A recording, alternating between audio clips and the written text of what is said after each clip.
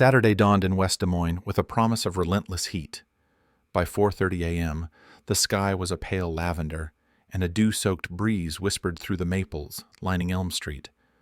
But on the cracked asphalt of the old community center basketball court, there was already a growing crowd and the distant hum of generators powering concession stands and sound systems. Word had spread days earlier. Caitlin Clark, Indiana Fever's rising star, would make a surprise appearance for an impromptu autograph and photo session. In a town where high school rivalries ran deep and the local rec league was sacred, this was practically a holiday. Lily Parker woke before her alarm. The single overhead bulb in her bedroom flickered as she sat up, pillow tumbling to the floor. She smoothed her hand-measured bangs away from her forehead, the same way her mother used to when Lily was small. Even at 8 years old, she felt the weight of that absence, the hushed conversations she overheard between Grandma Marjorie and the next-door neighbor about medical bills and overtime shifts. But today, excitement fluttered through her more strongly than sadness. Today, she might meet her hero. In the kitchen, Marjorie Parker moved with practiced efficiency.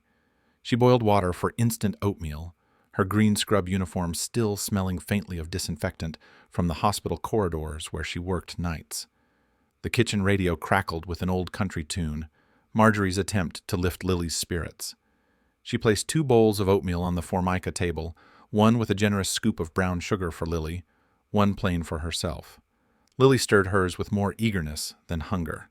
Her knockoff Caitlin Clark sneakers placed carefully at the back door, ready for the morning's long wait. "I packed your granola bar and half a banana," Marjorie said, scanning the small refrigerator. "Eat up, honey. You don't want to faint in line." Lily offered a half-hearted nod, her mind already on the scene to come. Outside, fireflies danced among the court's chain-link fence, and the sun's first rays painted the cracked asphalt gold. By 5 a.m., they were on the road, Lily clutching her taped-together notebook, pages filled with drilled diagrams of Caitlin's shooting form, and Marjorie carrying a folding chair and insulated jug of water. They arrived when most families were still asleep. A dozen eager fans clustered near the entrance. A father and daughter from across town who'd driven 2 hours, a group of middle schoolers in matching Clark 22 t-shirts, and Mrs. Alvarez, the elderly school bus driver, who brought a thermos of lemonade for anyone who needed it. Marjorie exchanged knowing smiles as she helped Lily settle into the chair. They sprawled out a stray blanket and opened the snacks, the granola bar, banana halves, and, deep in Marjorie's purse, 2 peanut butter crackers she'd secreted from work. Lily stood, stretching her legs beside the court's faded 3-point line, and took a few practice dribbles. The basketball thumped unevenly on the uneven surface, echoing off the nearby brick walls. She remembered the first time her mother had shown her the perfect release under the glare of a lone street lamp. She closed her eyes, recalling the soft click of her mother's heart monitor the night she passed, one more secret she hid from her grandmother. "Grandma, do you think we'll get to meet her?" Lily asked, voice small against the distant roar of passing traffic. Marjorie watched Lily's sneakers scuff the court. "I don't want to promise you'll be first, but I promise we'll stay as long as you like." She smiled, though the worry lines around her eyes deepened. "And if you get too tired, we'll rest."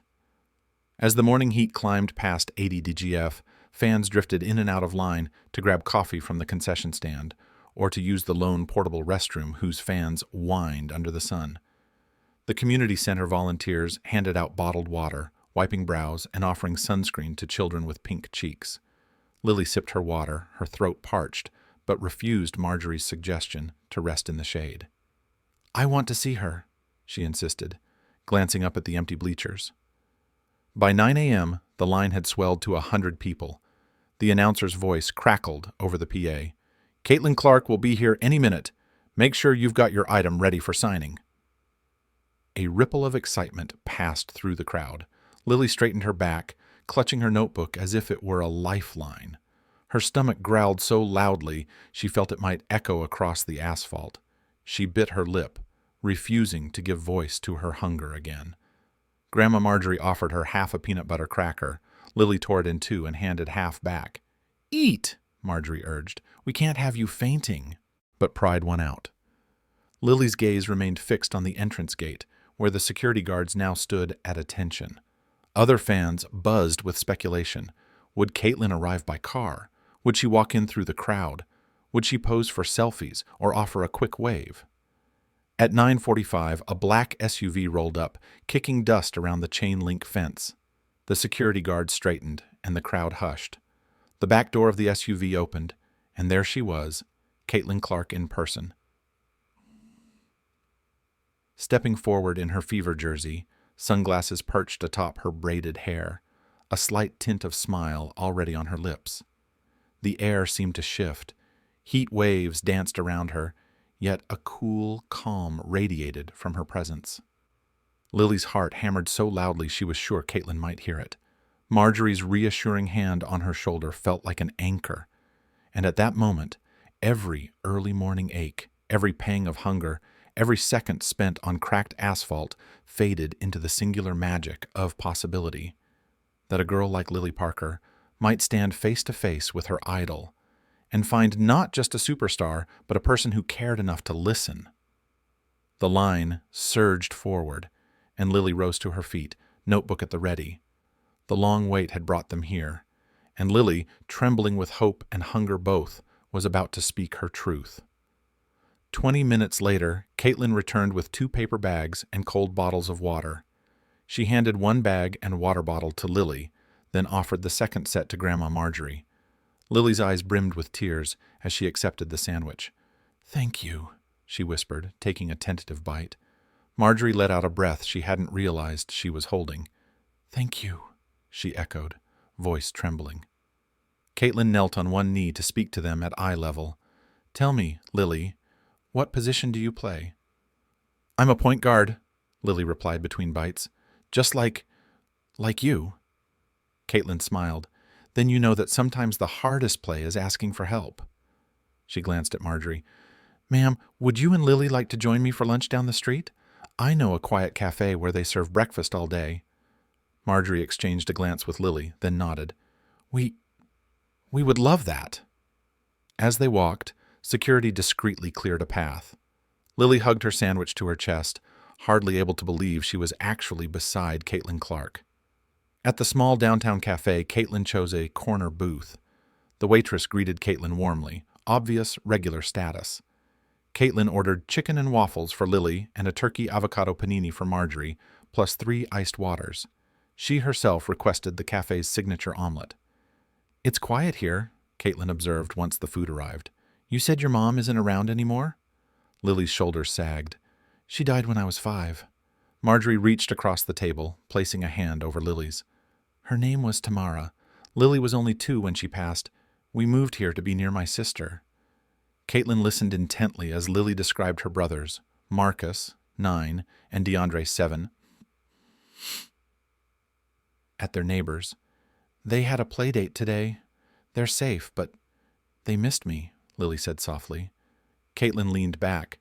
"And you had no birthday presents because it was last week and—" She let the question hang. Lily bit her lip. "We couldn't afford it." Silence settled. Then Caitlin reached into her jacket pocket and pulled out a sleek card embossed with a simple logo, Caitlin Clark Foundation. "This is my foundation's card," Caitlin explained. "Tomorrow morning, if you can, would you, Lily, Marcus, DeAndre, and Grandma Marjorie come to our community center? I'd love for you all to see what we do, and maybe find a way to help." Marjorie blinked back tears. We'll be there." The next morning at 7 a.m., the Caitlin Clark Foundation's modest conference room buzzed with urgency. Caitlin, dressed casually in jeans and a foundation hoodie, addressed her core team, Program Director Isha Patel, Data Analyst Lisa Collins, and 2 board members. "I want you to understand," Caitlin began, voice grave, "this is bigger than one family. Yesterday, Lily Parker reminded me why we started this foundation." On the screen flashed Lily's candid photo from the cafe labeled Day 1, Truth.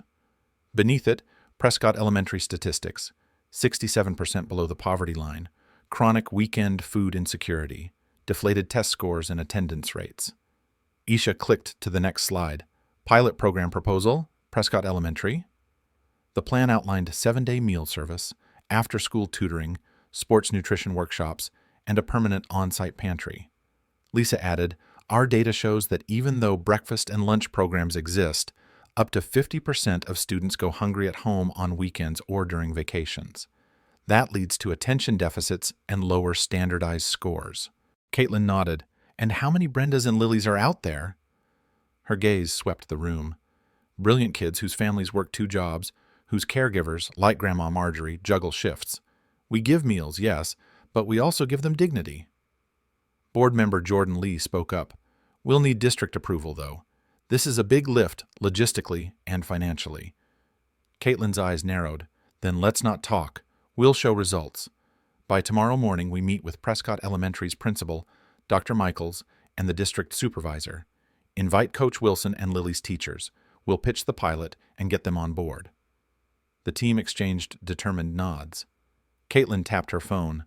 "I'll write Lily to confirm her family can meet us at Prescott at 10 a.m. sharp." At 9 a.m., a white van with the Caitlin Clark Foundation logo rolled up to the modest apartment complex where Lily's family lived. Lily, Marjorie, Marcus, and DeAndre emerged in their Sunday best, marveling at the unexpected ride. "I can't believe she's driving us herself," whispered Marcus, eyes wide as saucers. DeAndre, clutching his basketball underarm, added, "Is that really?" "Yep," said Lily proudly. "Caitlin Clark." The van hummed along to Prescott Elementary School. Inside, Lily's heart pounded as Caitlin greeted each of them by name. "Good morning, Marjorie, Lily, Marcus, DeAndre." When they entered the teachers' conference room, Dr. Michaels rose in surprise. Flanking him were 3 teachers and the district supervisor, plus Coach Wilson, in her tracksuit, arms folded skeptically. Caitlin stood at the head of the table. "Thank you all for coming on such short notice," Caitlin began. She gestured to Lily. "This is Lily Parker, whose honesty helped us see a gap in our work." Lily, shy at first, met everyone's eyes and whispered, I said I was hungry." Dr. Michaels cleared his throat. "Most families would never admit that in a school context." Isha then laid out the foundation's plan, guiding everyone through projected budgets, volunteer requirements, and a phased rollout starting the next week. Coaches, teachers, and administrators asked questions, some logistical, some deeply personal. Coach Wilson admitted, "Lily used to be our MVP. Lately, she was too fatigued to practice after school." Caitlin nodded sympathetically. "That's why we're including nutrition workshops for all student athletes." She turned to Marjorie. "And we'll connect you with career counseling so you can have a steadier schedule and more support." By the meeting's end, Dr. Michaels laughed with relief. "We've wanted to do more for years. We just didn't know how." Caitlin smiled. "Then let's roll up our sleeves." Everyone rose in unison, energized by a shared purpose born from a single, honest moment. That afternoon, the Parker family arrived at the Caitlin Clark Foundation headquarters, a modest brick building nestled between a laundromat and a family-owned bakery. As they stepped inside, the cool air-conditioned lobby felt like a blessing after the summer heat. Bright murals adorned the walls. One depicted Caitlin's signature 3-point arc. Another showed a diverse group of children passing a ball in unison.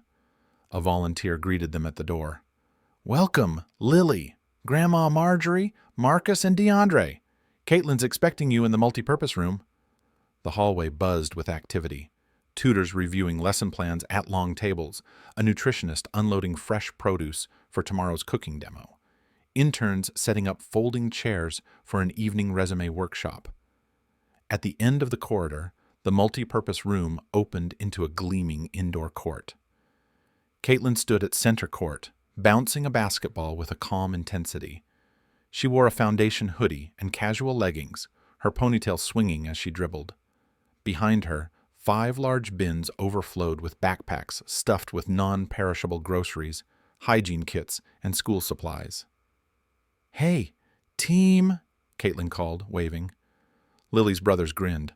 Marcus sprinted forward, nearly tripping over his untied shoelace. DeAndre did a shy high five. Marjorie's eyes misted as she took in the sight of so much support. Caitlin gestured to the bins. These are for your family. Groceries for the week, toothpaste, notebooks, everything you need. She handed Marjorie a simple card. Foundation Pantry Access. Unlimited. Marjorie's hands trembled as she read. "Thank you," Marjorie whispered. Then Caitlin turned to the kids. "Ready for some basketball?" She handed Lily a ball. "Let's start with warm-ups." They spent 20 minutes on footwork drills, crossover steps, defensive slides. Caitlin guided each child, correcting posture, praising effort. Lily found herself moving lighter than she had in months, the fatigue of hunger replaced by adrenaline and encouragement. Next came shooting practice. Coaches and interns lined the sidelines with clipboards, noting each child's form and progress. DeAndre launched his first shot and missed.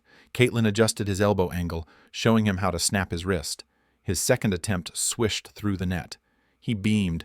"My turn," Lily said, her voice stronger. She squared her shoulders, caught the pass, and released. The ball arced perfectly, kissing the inner rim before dropping. Caitlin applauded. "Beautiful shot, Lily."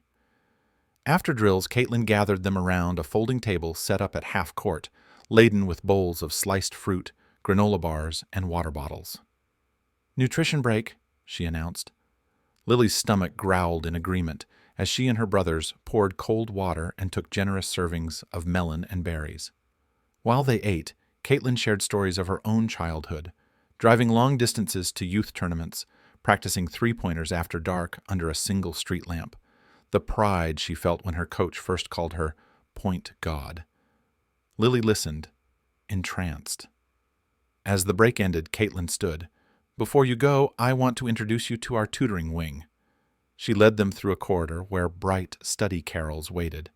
"Here, volunteer teachers help with homework, reading, and college applications. Grandma Marjorie, you can sign up for job training sessions in the office next door." She pointed to a door marked Caregiver Support. Marjorie peeked inside and saw pamphlets for ESL classes, resume workshops, and even on-site childcare during evening courses. Relief softened her expression. At the exit, Caitlin handed each child a personalized jersey. Lily, number 3, Marcus, number 11, DeAndre, number 7, and a promise, "Come back any time. This is your second home." Lily hugged her grandmother tightly, then turned to Caitlin. "Thank you for believing in us." Caitlin smiled, her own eyes reflecting pride. "Always."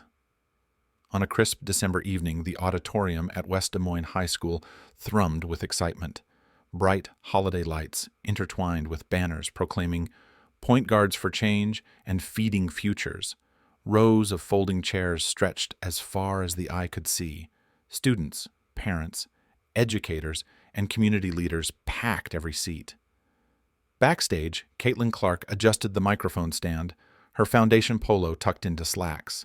Beside her stood Mayor Hernandez, flanked by 2 district superintendents and several board members. Off to the side, Lily Parker, now 13, fidgeted with the hem of her navy blazer, her personalized Caitlin Clark Foundation tee peeking out.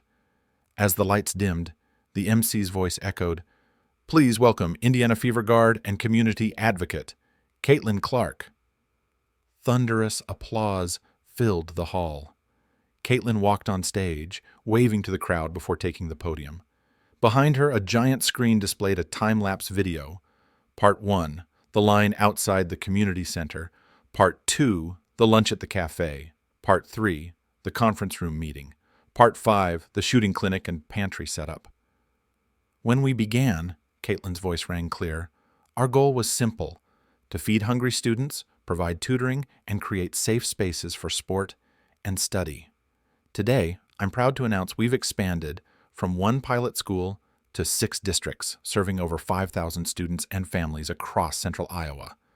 She paused as the audience erupted again. "None of this would have happened without one brave young girl," Caitlin continued, stepping aside to reveal Lily, stepping forward. Gasps and applause greeted Lily as she climbed the steps to join Caitlin at the podium. Lily took a deep breath, her voice steadying the moment she pressed the microphone. "Good evening. My name is Lily Parker, and 6 months ago, I told Caitlin I was hungry." A hush fell. Every eye locked on her. I didn't realize that one honest sentence would spark a program that now provides weekend meals, after-school tutoring, and sports nutrition workshops for thousands of kids like me. She motioned to the screen, now showing photos. Children carrying pantry bags home, tutors working one-on-one, small teams on outdoor courts under new LED lights. It wasn't just food, it was dignity. It wasn't just tutoring, it was hope. And it wasn't just dribbling, it was the chance to believe in ourselves. Wiping a tear, Lily concluded, "When we speak our truths, we open doors to solutions no policy memo could draft. Thank you, Caitlin, for listening to my truth and turning it into action." The audience rose in a standing ovation. Caitlin embraced Lily, their hug illuminated by stage lights. Mayor Hernandez stepped forward to present them both with a ceremonial key to the city, a symbol that the community had embraced this movement wholeheartedly.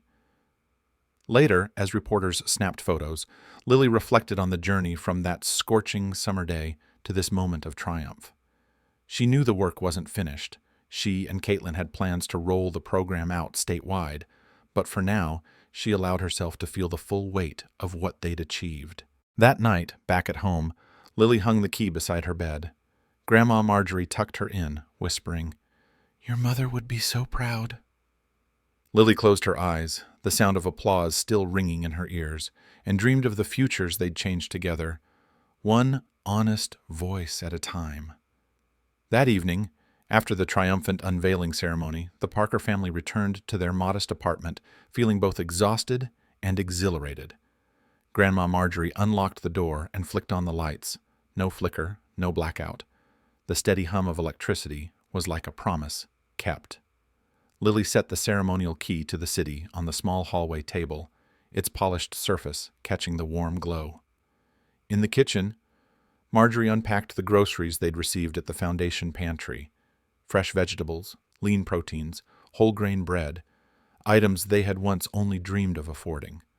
Lily hovered nearby, eager to help. She sliced tomatoes for sandwiches, while her brothers, Marcus and DeAndre, arranged cheese and lettuce. The aroma of toasted bread and ripe produce filled the air in a way that felt almost ceremonial. Over dinner, the family shared stories of the day. Marcus excitedly described high fives with Caitlin and how she'd complimented his dribbling form. DeAndre couldn't stop talking about his new sneakers, proudly showing off the bright number 7 on the side. Marjorie listened, tears glistening, as Lily recounted the moment she spoke on stage, how her voice had wavered, then steadied under the spotlight. After washing the dishes, Lily retreated to her room.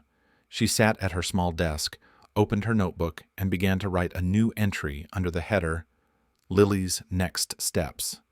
Her pen danced across the page. 1. Maintain a 4.0 GPA. 2. Lead the junior varsity team to victory. 3. Organize a weekend clinic for kids at Prescott. 4. Volunteer as a junior tutor in the foundation program. 5. Advocate for a state-level bill supporting school pantries. As she wrote, Lily's heart swelled. Each bullet was more than a goal. It was a commitment to her community.